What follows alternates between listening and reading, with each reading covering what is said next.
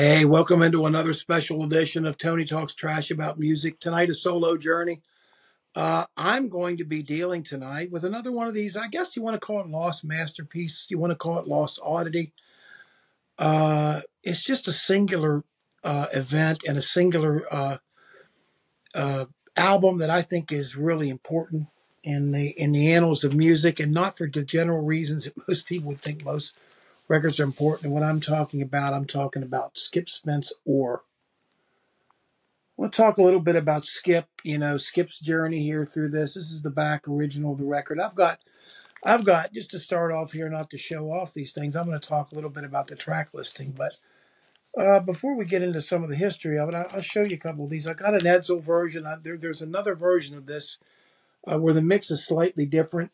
I have that. This is one that's for me that once it gets its tether hooks in you, good luck to you, because it's such just a fabulous record. Now here's a double reissue that they put out. I guess what's it called? And/or again has a lot of the or outtakes and things. I'll explain to you guys how this thing happened.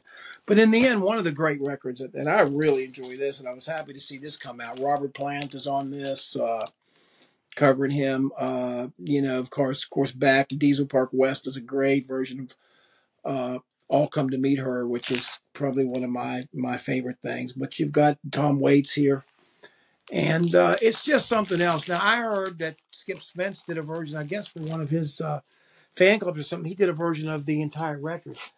And, his version of Halo of Gold is something else on that. It's really fantastic. That's kind of an extra deal here. Let's talk a little bit about Skip Spence. You guys may know he really first came to prominence as a drummer in the Jefferson Airplane.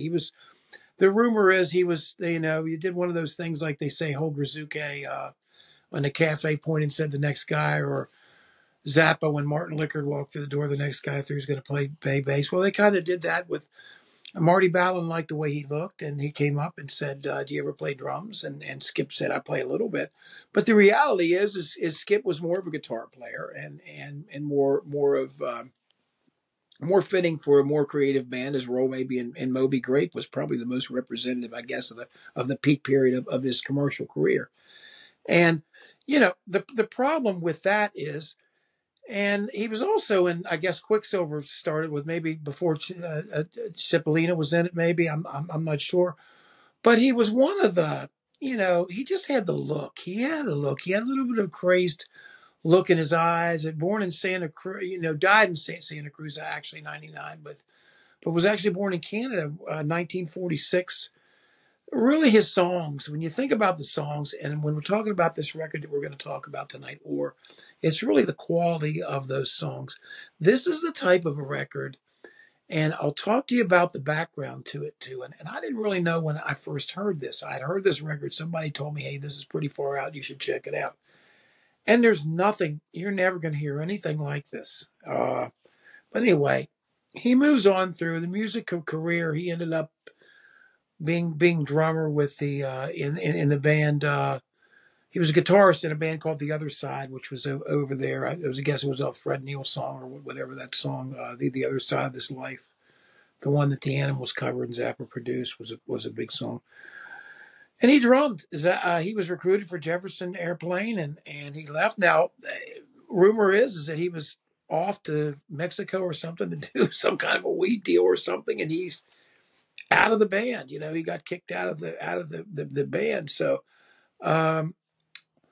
what happened was he joined Moby Grape.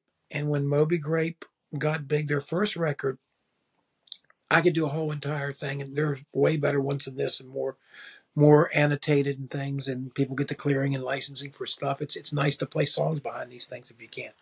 But if you know the Moby Grape story, essentially they were recruited in the heyday of San Francisco, and they really received most of the accolades, a lot of the benefit of some of the other bands and the happening scene out there. So they were signed, and of course Skip's song Omaha, etc. was big. But the thing of it is, the band was promoted by CBS Records or whatever. And they put out. Imagine this now. Who came up with this? Let's put out every song as a single when it's first out. so that there's not one track radio is concentrating on it. And that really hurt him. Then he had management trouble, and evidently somebody stole money from them, or at least it was alleged that.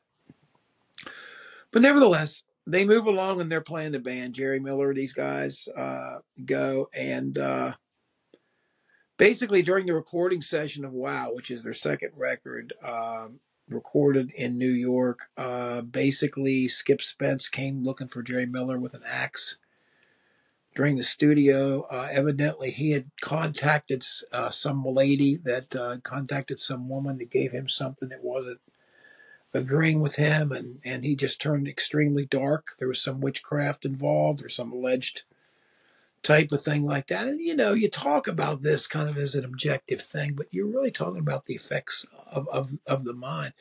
All of these things, have a hold on your mind when you believe. And I think we've seen evidence of some of that recently here, but here's what Jerry Miller said, and this is what preceded Orr. This is what you need to pay attention to here, and this can explain the fragmentary nature of it. I'm going to talk about,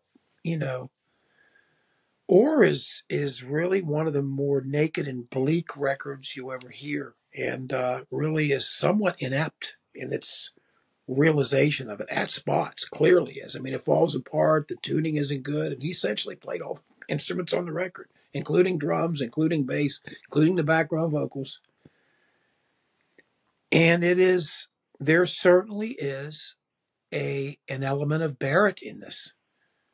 That's fitting together, and you've got some rushed up things and things that come here. Evidently, here's what happened. Skippy changed radically when we were in New York. There were some people there that were into harder drugs and a harder lifestyle and some very weird shit. And he flew off with those people. He kind of disappeared for a while. Next time we saw him, he cut off his beard and was wearing a black leather jacket with some chains and was sweating. And I don't know what the hell he got a hold of, but it just whacked him. And the next thing I know, he axed my door down in the Albert Hotel in New York. They said at the reception area, this crazy guy had held an axe to the doorman's head. And you know what happened then? Here's what Peter Lewis says. And Don Stevenson, evidently, not Miller. Stevenson was being the target of Spence. Here's what happened. We had to do the album in New York because David Rubinson wanted to be with his family. So we had to leave our families and spend months at a time in hotel rooms at NYC. Finally, I just quit and went back to California. This is what Peter Lewis says. I got a phone call after a couple of days. They played a Fillmore East gig without me, and Skip took off with some black witch afterwards, which fed him full of acid. It was that scene, like the scene in the Doors movie. He thought he was the Antichrist. He tried to chop down the hotel room door with a fire axe to kill Don Stevenson to save him from himself. He went up to the 52nd floor of the CBS building, which is the 52nd floor is where they had to wrestle him to the ground. Rubinson pressed charges against him. They took him to the Tombs, which is the notorious, holding place in Midtown Manhattan. And he was in there, and that's where he wrote Orr. He wrote the entire record with no instruments, in his head, in that state. And when he got out of there, he cut that album in Nashville, and that was the end of his career. They shot him full of Thorazine for 6 months, and it just takes you out of the game. In June 1968, Spence was admitted to Bellevue Hospital. During his 6-month stay, he was diagnosed with schizophrenia. On the day of his release, in pajamas, this is what the legend says. He drove the motorcycle directly to Nashville to record his only solo album with the help of no other musicians. The resultant album, Orr. And when you speak about this particular record, this is described, and I think it's ample to describe it as this, as one of the most harrowing documents of pain and confusion ever made. No question about the stop-start nature of the music. When you first hear the first song come in, when you hear the little hands, and you hear the way the guitar kind of lurches in, you realize that why. I mean, the engineer, from what the understanding is, contacted the label and said, what? And they said, no, just let him do what he wants to do. And that's what they did. And unfortunately resulted a record that they really failed to promote this. And But anyway, some of the album reviews would say, and almost everyone is 4.5. It was one of the lowest selling records ever in Columbia history. It was deleted from the catalog within a year. So anyway, after 40 years, they talk about what it is it has a strange vibe. You can sense the strange vibe the moment you hear his voice rattle in his face and rattle in his chest. A cripple on his deathbed, Cripple Creek. It like rises out of no Diana. Diana almost 2 or 3 times almost comes to a stop because there's mistakes and he's talking about he's in pain and it's so bare. It's just that's how the record starts off. Little Hands is kind of a catchy little tune. That's the one that Robert Plant did, on the cover, which is good. You guys get a chance to check that out. Cripple Creek and Diana are kind of harrowing, and then Margaret Tiger Rag is this kind of cute little thing he talks about tigers and Margaret. It's just, you need to hear it. It's almost like a little vaudeville type of a song, and it's funny. Isn't it funny on these records where people are teetering on the edge? You've got Syd Barrett writing "Love You, Love You, Love You." These little ditty songs. Same thing here. Margaret Tiger Rag here. Then Weighted Down is one of the most harrowing, a la Retelling Down by the River. Whose socks were you darning, darling? I mean, the way his voice rattled, the way it just hangs there, the way the rhythms hang there, and there's so much space, and you hear the resonance of his voice. There's so much there. And then the sixth track, the last track on the first side, to me is a psychedelic masterpiece that should be included in any compilation of the greatest songs of the psychedelic era. War and Peace. If you have not heard that, I would immediately go now and write this down. War and Peace, skip Spence, listen to it. And don't judge the rest of the record on it because it's a lot heavier. It goes into the Sunshine of Your Love riff at the end. This is just how loose this thing is. A great way to talk about this is kind of loose. You've got part Syd Barrett, you've got part Daniel Johnston here. You've got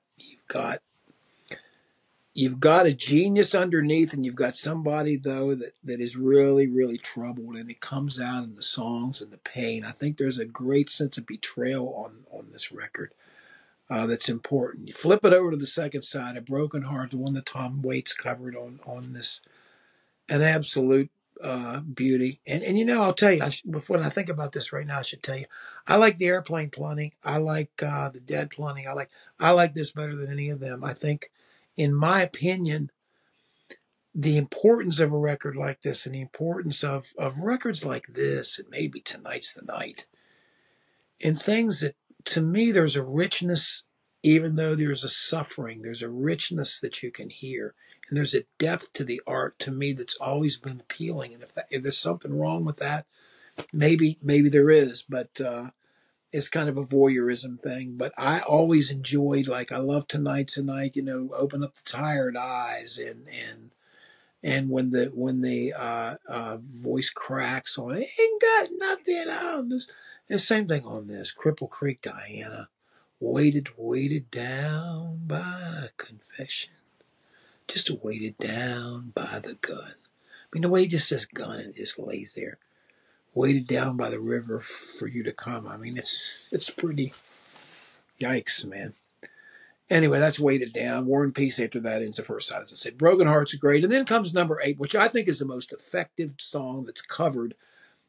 And it's got an odd time to it. It's got an odd thing, but I love the song. And I think some other people in my family like it too, called All Come to Meet Her, which is the second song on the side. It's really kind of rough, and it really takes a form in the cover version that's on that More Or record that I showed you there at the end by the band Diesel Park West.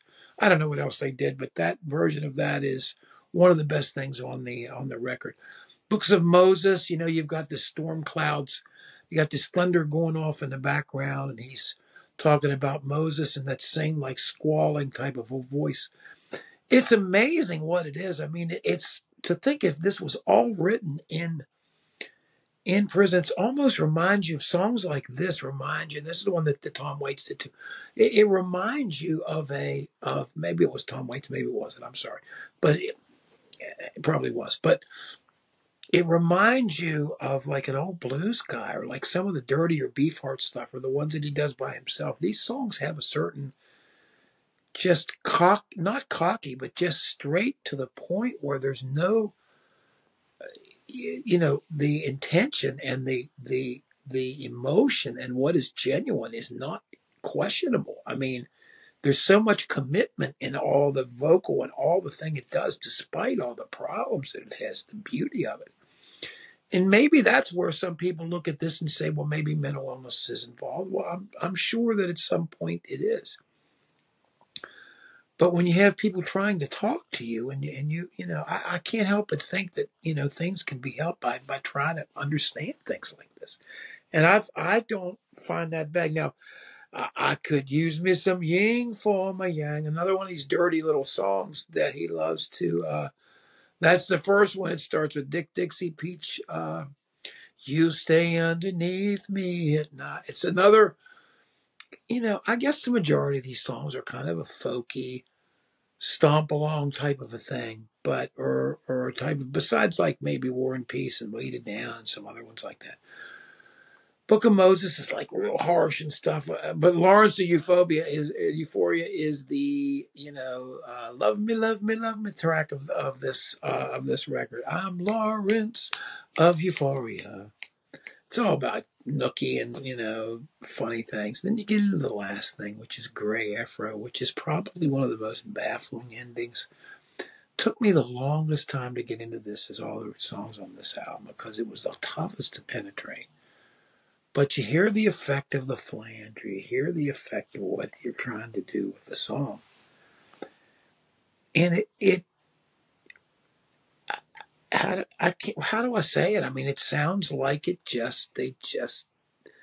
was planned out, but at some places during the 9 minutes, it fades in and fades out of grasp of direction. So it's kind of interesting in that song, more than any other song, I think, if you're looking into the effects of what the mental effect is, that there probably more lies in that than some of the other ones.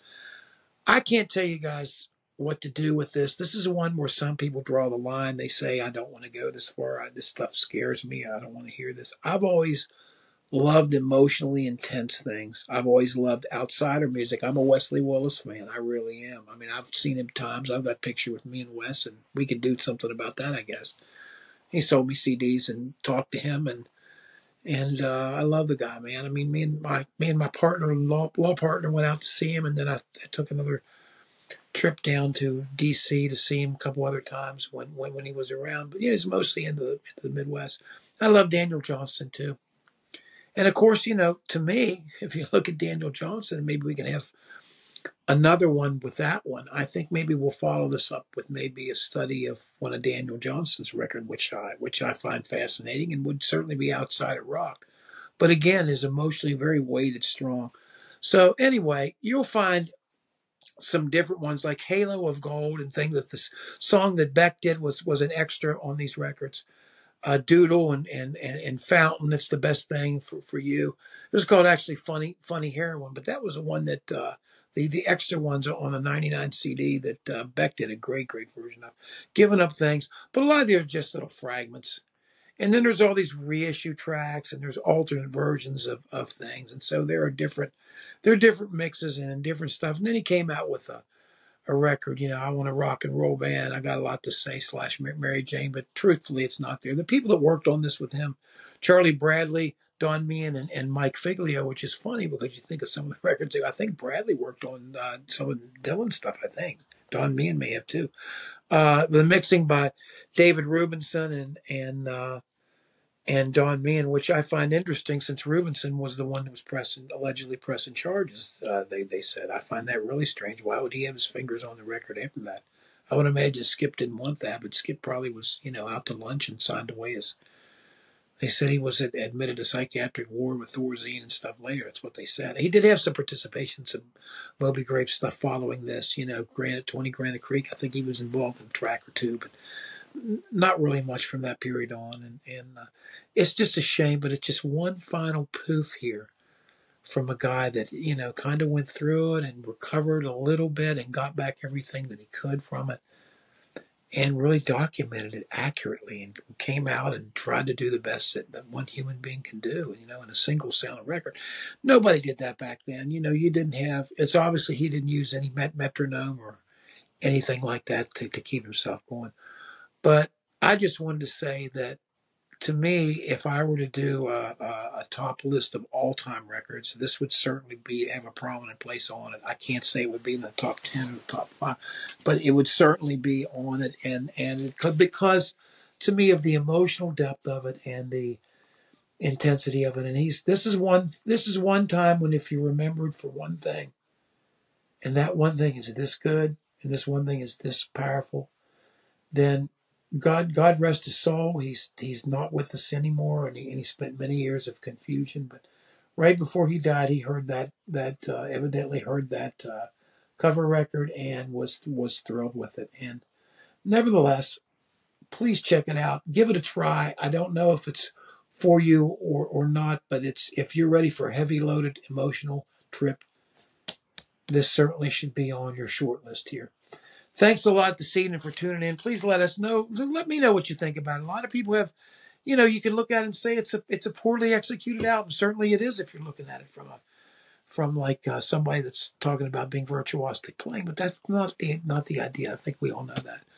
But please, I'm interested in your thoughts. I always am. And you know how much we appreciate you guys being here. Please do us a big favor. Hit that like button. We like that. And we'll keep these things coming with you. And I just had another thought about one. So I'm going to follow this up with another one soon on this subject matter. Hope this lands well. And we always appreciate you along the ride for us. We appreciate it. And we'll see you next time. Thanks.